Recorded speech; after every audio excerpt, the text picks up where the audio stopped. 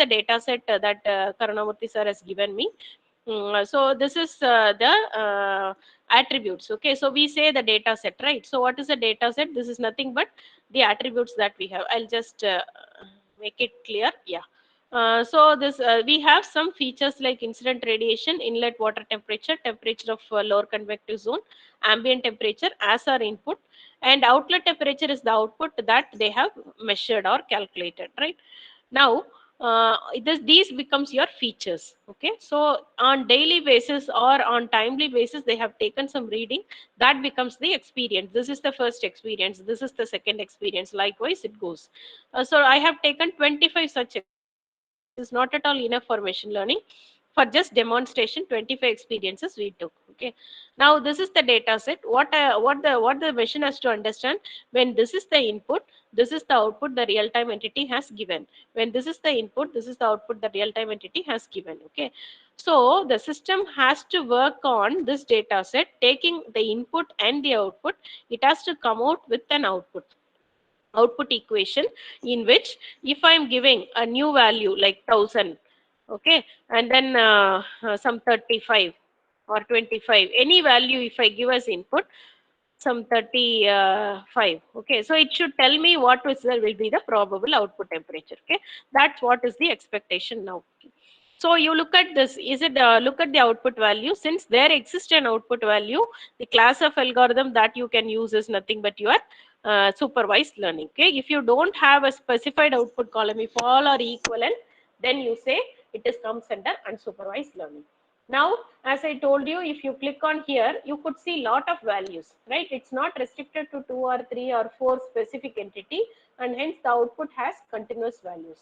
So if the values are continuous, then the next step is to understand whether there exists a linearity in the data set. If there exists a linearity, the best algorithm that suits is linear regression. Otherwise, you have algorithms like support vector machine, the nonlinear algorithms you can use. Okay. Now, having understood this data set, now we will move on to the Google Colab environment. Yeah, this is the collaborative environment. The best advantage of using Jupyter is that you could see here. Is this clear? Whether my screen is clear? It's a font visible? Yes, Yes, ma'am. yes, Yeah. madam. Yes, madam. Okay. So you could see there are two entities, like you have code as well as you have text, right? So this code is nothing but the workable code. When I execute the piece of, this is a code cell. Okay. When I execute, it will execute. But if you see, I have given some comments here. See, draw scatter chart. It is a text cell. Okay.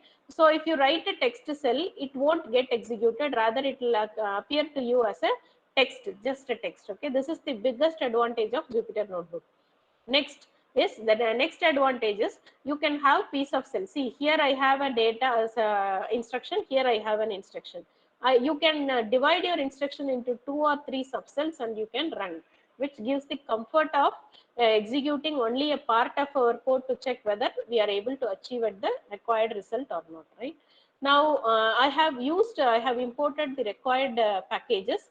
So I'll just give a overview on that. NumPy, numerical Python, is used for what is it, doing numerical operation. You want to compute average, mean of an array. Okay, so that is best given by NumPy. Okay, Pandas. This is the next important package that we should understand about. Pandas is actually a data frame package. Like all the data set that you will give will be finally in the form of a Excel sheet, right? So to give the comfortability of working with Excel sheet, we have the sub package called Pandas. Then you have visualization. How to visualize the results? It is using this Seaborn package. And for performing linear regression, sklearn is a package that is available with complete machine learning models. You don't need to write the code for understand anything on machine learning. You just use it. It will give you the output. Okay. Linear regression is available in linear model.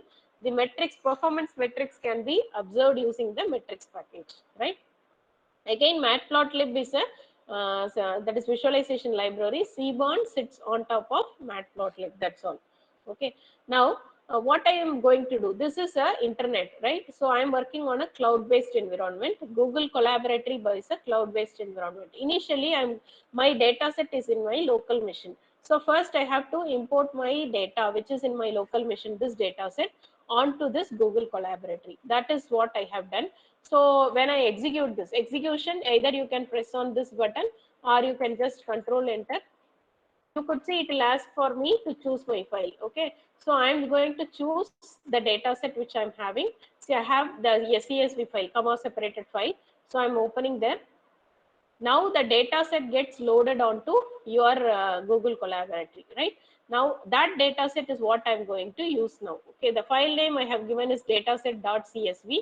Okay, so the shape will give you the number of rows and columns that you have on the data set. You could see. I'll just zoom in a little bit.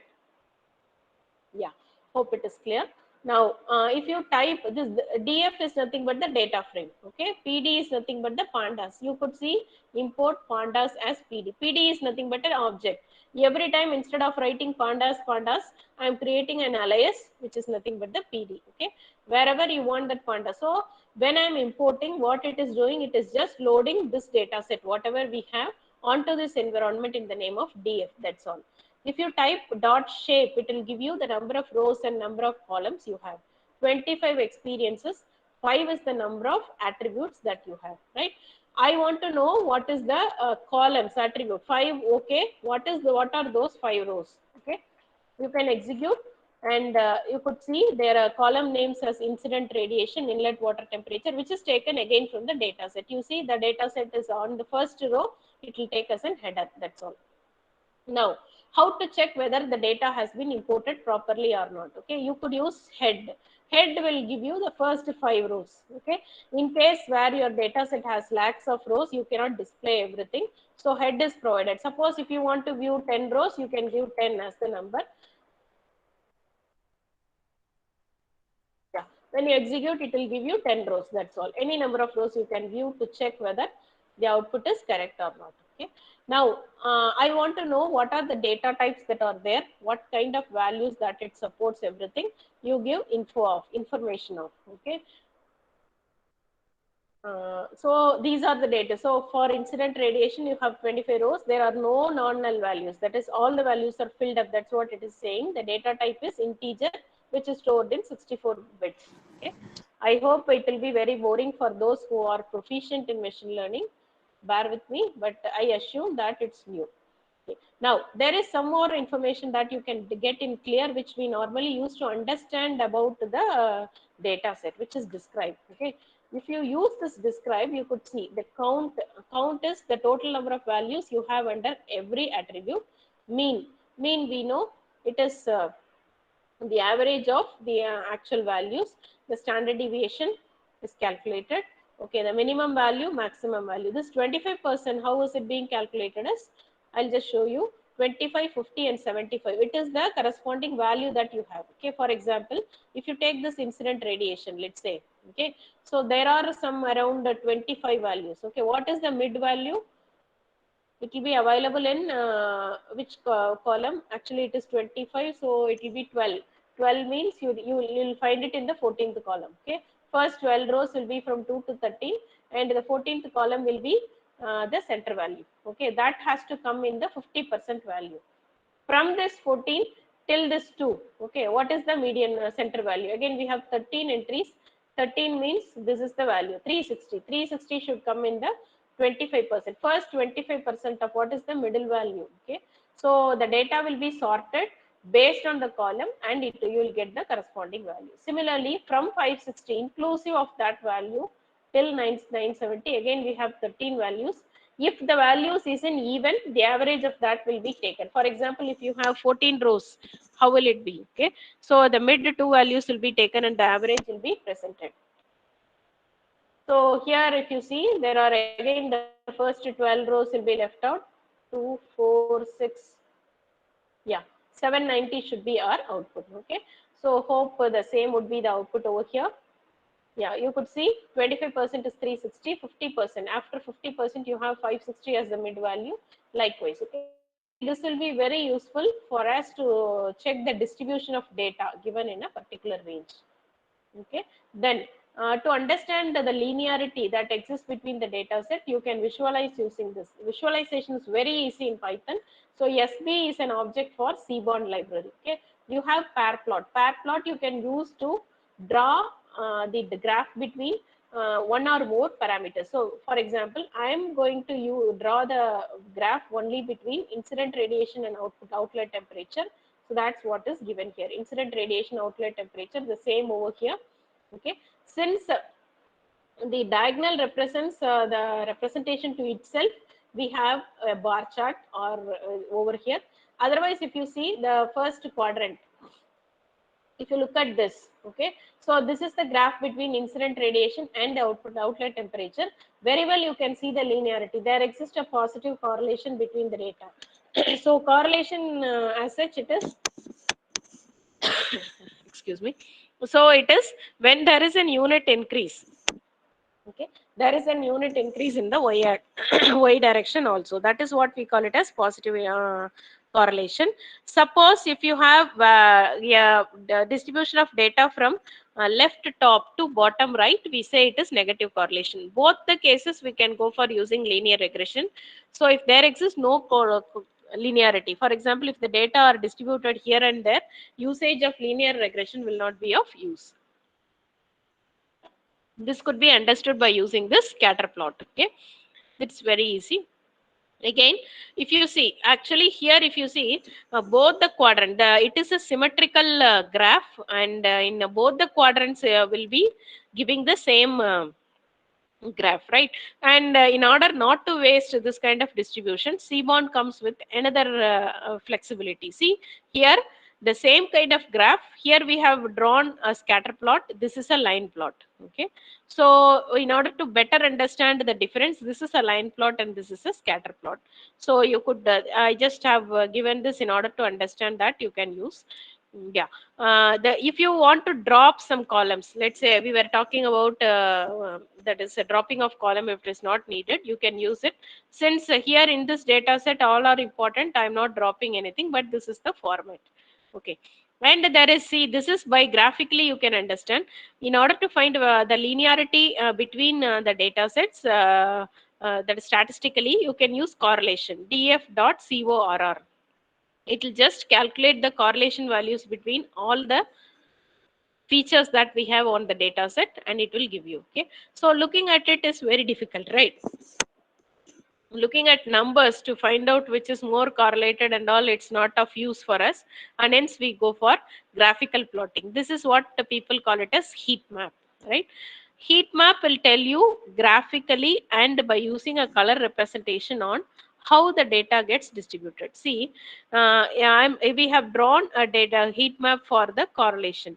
See, diagonally it is 1 because it is between that to the same. Okay, yeah, now you could see the color difference, right? So for example, 0.8 to all 0.8 series are mapped onto with the same color, all 0.98 are mapped with the same color. Okay, using this graph, and the color distribution is given here. See, the values are ranging from 0.8 to 1, and hence 1 is with white color, almost white, and 0.8 is with black color, and you will get a deviation. Okay, by looking at this graph you can better understand how the data gets correlated, right? And you could see the minimum correlation value is 0.8, and hence the data set very well suits on linear regression, right?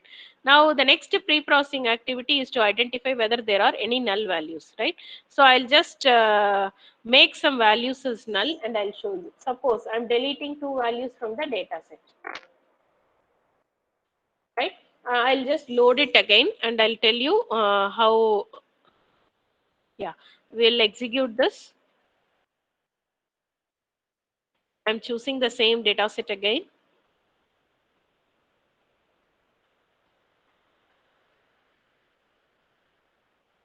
Okay, now we'll execute this one. Yeah, no need to execute any other entries because it's all not interrelevant, right? So that's the advantage of Jupyter again. Suppose, okay, so if I say df dot is null of whether there is any null value. If it is so, how many number of such null values are there? If you want to see, you could see here.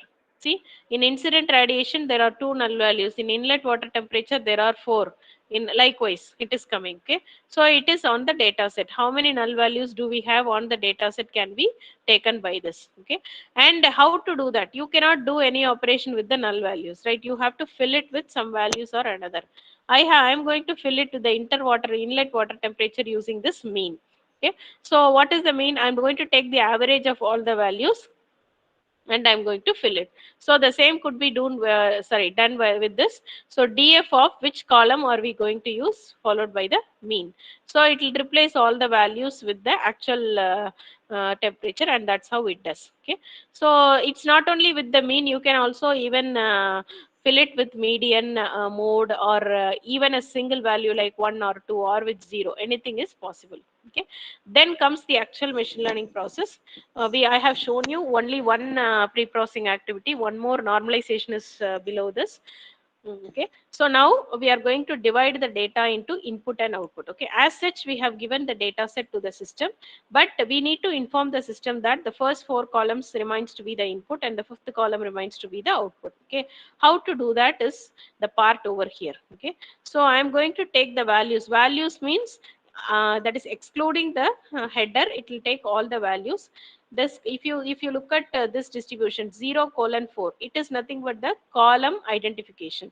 Always in computer, you know that the indexing will start with 0, not with 1. So this is column 0, this is column 1, this is column 2, column 3, and column 4, and we want all the rows, right? So for input we want rows from 0, 1, 2, 3. Okay, so that's how it was written here. If you see 0 to 4, because in Python always it is excluding the last value. Okay, so in order not to have confusion, they are excluding the last value. What is the output? What is train underscore y? It is nothing but the output value which you are going to use in the system for training. It is the last column, the 4th column. That's why we have given here. If I print the shape of that, you could see 25 comma 4. 25 rows with 4 columns will be my training data. 25 comma 1 is not represented. That 25 comma means there is only one column. That will be my actual output data. So I'm printing that to check whether it is correct. So you could see training data and testing data. Right now you could see there are, in the first column, the values are ranging from 210 to some 970. Here the values are ranging from 28. See, the values are not in a standard format, and hence we go for normalization. Okay, in order to compromise all the data onto a single standard pattern or unit, we go for normalization. So for normalization, I have used min max scalar, which is max minus the value minus minimum divided by max minus min. You can use any other normalization also, like znorm, anything you can use. All are available in this pre-processing package. So once this transformation is done, I'm transforming the entire input data set onto that. Once the transformation is done, you could see the values are ranging between 0 to 1. Okay, all values are ranging between 0 to 1. 1 is the value for the highest number. Okay, so that's that. And after having done so, we are going to fit a regression line. Okay, regression line, we know the linear regression follows the same actual basic regression pattern. Y is equal to mx plus c. We are trying to draw a line like y is equal to mx plus c, where x is the attribute, m is the slope, and c is the intercept. The same applies here. With the input train x and with the output, required output train y, we are going to fit a line, and I'm going to print the coefficient. Since 4 input attributes are there, we have 4 coefficients: 0.16, 2.86, 3.66, and 4.34. And the intercept, normally we say there in technical terms, it is the bias of the system. Bias is the overall difference that we could see on the system. So that is 28.19. Okay, so that is how we'll be trained. That this simple 3 lines will not only 3 lines, only 1 line actually will train your model and get a line for you. Okay, for easier understanding, I have printed the same in the form of an equation. Right now, the equation what you retrieve from the linear regression machine learning model is output temperature is equal to 0.16 into incident radiation plus 2.86 into inlet temperature, the same, plus the bias. Right, once done, we are going to predict. Now we have to check whether what we have calculated is correct or not. Okay, so now with the training data, I'm going to predict the actual value. See, y underscore predicted is equal to regress is the object for the linear model. That's all.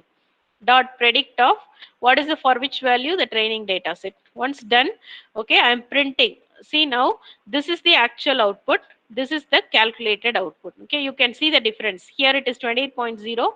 What the machine has calculated is 28.19. So the difference between these two is the error of the system. 0.19 is the error of the first experience.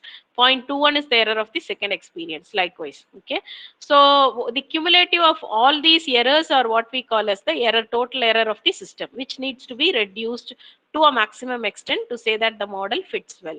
Okay, graphically I have plotted it using a 3D axis plot. Okay, so now you could see this is actually for the predicted output, this is actually for the actual output. Okay, you could see the difference. See, here there is no too much of difference, which means the model has perfectly fitted, okay, the given data set. Okay, so how to evaluate the model? There are three metrics. Mean absolute error. What is mean absolute error? You just find the difference between these two. Okay, 28 minus 28.19. Even if it comes in negative, take the absolute value. That's all. Repeat the same for all your experiences. Sum it up. That is your mean absolute error. Okay, take the mean. That is your mean absolute error. Squared error. Why we go for squared error?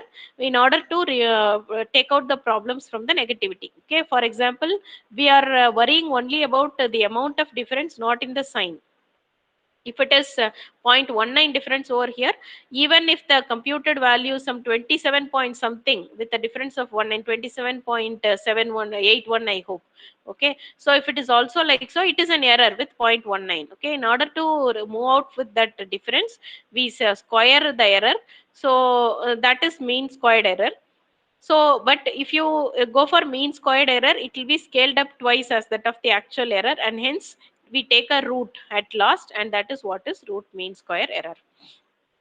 Okay, so we have printed all the things. So this all the errors has to be calculated with the actual output as well as your predicted output, and you see it's a very minimal 0.24 is the error range that we have. It means the model, linear regression model, best suits for this corresponding data set. Otherwise, we need to think of about the nonlinear data set, right? So this is a small execution model for the data set which is taken during this solar pond analysis. Yeah, hope I am done with my presentation. So that's what is the basic machine learning implementation for the prediction of solar pond parameters.